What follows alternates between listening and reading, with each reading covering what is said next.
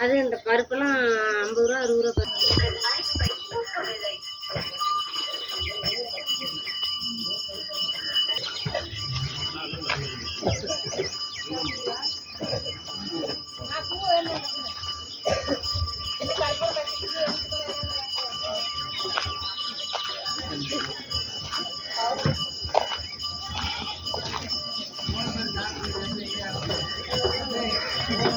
பழைய காலத்து சேமியா